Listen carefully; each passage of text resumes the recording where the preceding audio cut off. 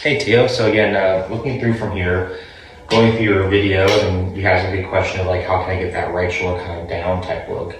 And I think that right foot back drill, right? Right foot being placed back, lead foot being forward, and you kind of working on that drill where you kind of do yourself a little banking. This is kind of a 2-for-1 because if you have too much sway, right? Right hip, right shoulder kind of going too far this way, that creates a little bit of element of chaos, right? So you have to be more turned back, right hip kind of working back, and as we go through, pressure goes back to that lead side, left hip goes around, right shoulder finishes over that lead foot going through the hip.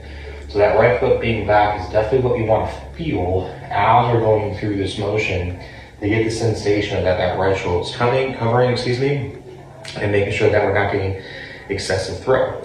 The more my chest and head go through, it gets me the feeling of sensation over there as well. So again, really simple, really easy kind of drill to do is that right foot forward. You can do that with the pro center drill where the pro center is attached and you're doing that right foot back, covering, keeping it on there the entire time. What's going to kind of really help with this a little bit though still is making sure that as you're making that back swing to get a little bit shorter, is that as we're getting that pressure back to that lead side a little bit earlier, you're doing it, making sure you're doing smaller swings to where again, from down the line, that we see that club kind of over our hand, not get across the line in that direction. So again, that right arm going a little too far up, making sure it gets a little bit more kind of lower, not just to be kind of pin connected, but to where it hasn't as much height, it's still kind of our reference. Again, good reference for you is getting that shoulder, elbow height kind of right around there and getting that sensation from there. All right, so getting that little bit of cadence and getting that pressure back to that lead side, right foot being a little bit more back, a little bit shorter right arm, not so high, that's gonna get really everything synced up. Get the right foot being back drill, continue with the left sway, it's kind of a 2-for-1 with you, and then doing that little bit of sensation of, in transition, we kind of go from that wide to narrow type look.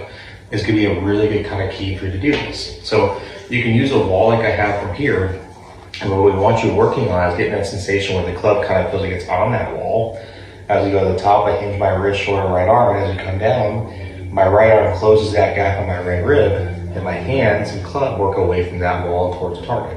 So wide to narrow, wide to narrow. We want you kind of rehearsing that where you kind of feel yourself wide, a little bit of wrist hinge, pro center feel, and as you come down, feel the hand path narrow, get in front and hit. Combining those two drills and feels can really help you get more contact and get the sensation of left throw out. So combine the wide and narrow feel, right foot kind of being back, it's gonna be easier. Talk soon.